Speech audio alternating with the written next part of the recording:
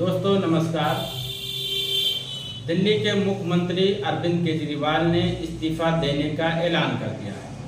उन्होंने कहा कि आज नहीं 2 दिन बाद मुख्यमंत्री पद से इस्तीफा दे देंगे, यानी 2 दिन बाद 17 सितंबर है। 17 सितंबर को प्रधानमंत्री नरेंद्र मोदी का जन्मदिन है। दोस्तों उस दिन प्रधानमंत्री नरेंद्र मोदी गुजरात में होंगे। उनकी पार्टी उनका जन्मदिन मना रही होगी और गोदी मीडिया उनकी तैयारी में लगी रही होगी। लेकिन अरविंद केजरीवाल इस्तीफे का वह दिन चुनकर बर्थडे पार्टी के सामने राजनीति की सबसे बड़ी पार्टी इस्तीफा पार्टी का ऐलान कर दिया है। भारत की राजनीति में आज भी इस्तीफे का एक अपना नैतिक महत्व है। उसकी ताकत कई बार तमाम जनादेशों साजिशों पर भारी पड़ जाती है। टाइमिंग की राजनीति में मोदी की महारत मानी जाती है। शुरुआती दौर में प्रधानमंत्री मोदी टीवी पर आ जाते थे और नोटबंदी का ऐलान कर देना या लॉकडाउन का ऐलान कर देना, यह सब उनकी राजनीति का हिस्सा माना जाता। लेकिन अब ये फार्मूला भी बेकार हुआ, क्योंकि फैसलों के घोषणा से माहौल तो बन गया, हेडलाइनें तो छप गई, बड़ी बड़ी छप गई, मगर कुछ दिनों बाद जनता ने देखा कि उन खबरों का कोई असर नहीं, उनका असर धूल मिट्टी में मिल गया है। जैसे बीजेपी अब नोटबंदी के फायदे की बात नहीं कर रही है। दोस्तों 2 दिन के बाद, आज से 2 दिन के बाद मैं सीएम की कुर्सी से इस्तीफा देने जा रहा हूं।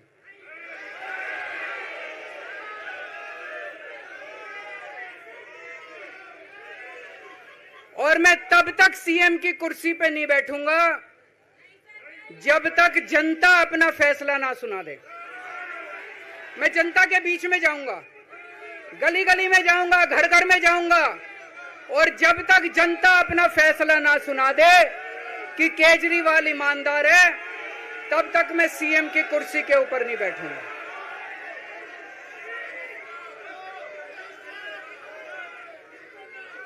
आज से कुछ महीने बाद चुनाव है, दिल्ली के चुनाव है।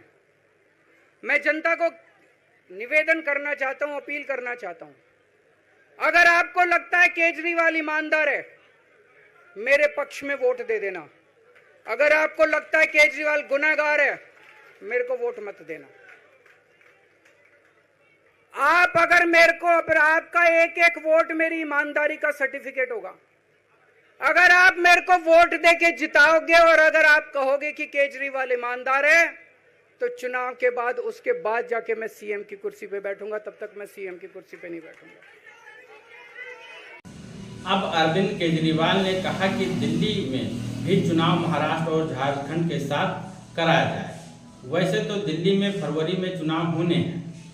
उन्होंने ये भी कहा कि नया नेता विधायक दल की बैठक में चुना जाएगा, लेकिन वह नया नेता मनीष सिसोदिया नहीं होंगे। मनीष सिसोदिया ने यह भी कहा कि मैं मुख्यमंत्री केजरीवाल की तरह जब तक पद ग्रहण नहीं करूंगा, जब तक जनता मुझे ईमानदार घोषित नहीं करेगी। मैं जनता के बीच में जाऊंगा, लोगों के पास जाऊंगा, और लोग जब दोबारा हमें चुनेंगे तो हम फिर उप मुख्यमंत्री के पद पर या शिक्षा मंत्री के पद ग्रहण करूंगा। उन्होंने भी संघर्ष का रास्ता चुन लिया है। अरविंद केजरीवाल की राजनीतिक बिसात बड़ी तगड़ी है। फरवरी में अगर जनता उन्हें दोबारा चुनती है तो दिल्ली के मुख्यमंत्री पद बच जाएगा, यानी मुख्यमंत्री पद पर वे दोबारा शपथ लेंगे। लेकिन अब वह इस्तीफा दे रहे हैं। इस दौर में आम आदमी पार्टी और अरविंद केजरीवाल को लेकर जो सियासी राजनीतिक जमीन दिल्ली के भीतर बीजेपी ने खड़ी की है, वह जमीन एक झटके में बीजेपी की जमीन को खिसका कर ले गई। क्योंकि बीजेपी के पास दिल्ली में अभी कोई चेहरा नहीं, राजनीतिक तौर पर वो अभी उनकी कोई तैयारी नहीं। 17 सितंबर भारत का बड़ा दिलचस्प दिन होता जा रहा है।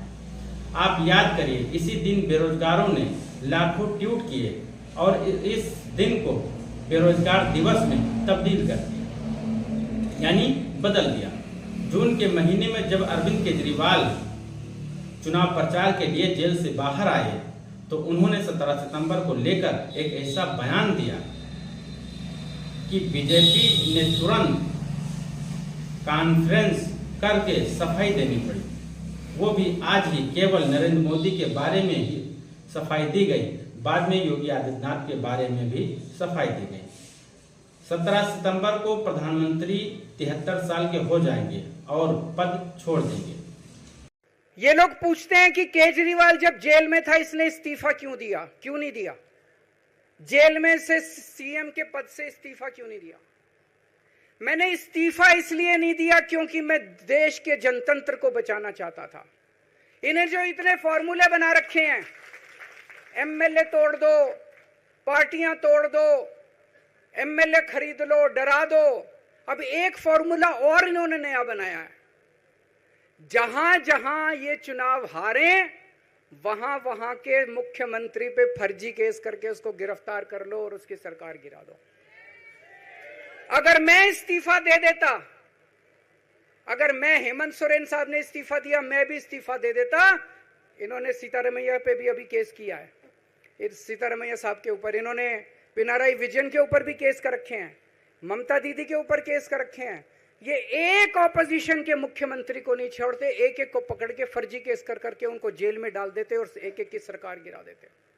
मैं जेल में गया, अभी 10 दिन पहले सुप्रीम कोर्ट की एक बेंच ने पूछा सरकार से कि जेल के अंदर से सरकार क्यों नहीं चल सकती। बड़ा आप लोगों ने अखबार में, सुप्रीम कोर्ट ने पूछा है केंद्र सरकार से कि जेल के अंदर से सरकार क्यों नहीं चल सकती, तो जेल के अंदर से सरकार साबित कर दिया हमने।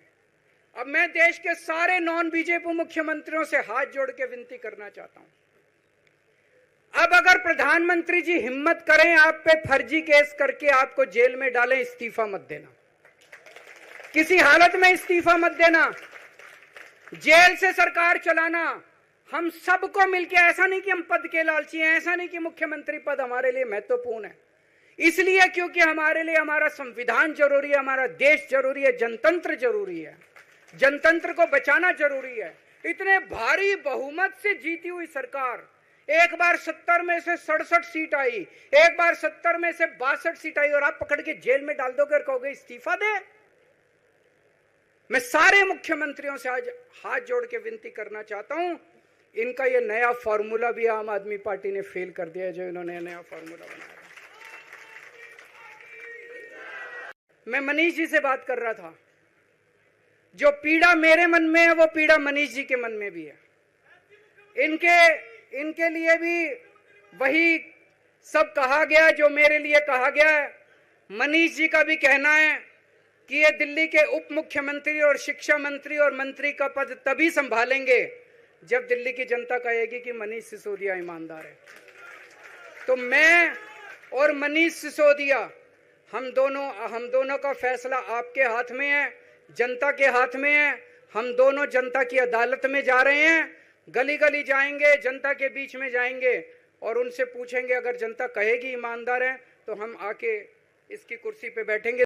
यहाँ ये भी नियति का खेल देखिए, जब मोदी अपनी बर्थडे पार्टी मना रहे होंगे तब केजरीवाल उसी 17 सितंबर को इस्तीफा देकर सत्ता छोड़ देंगे।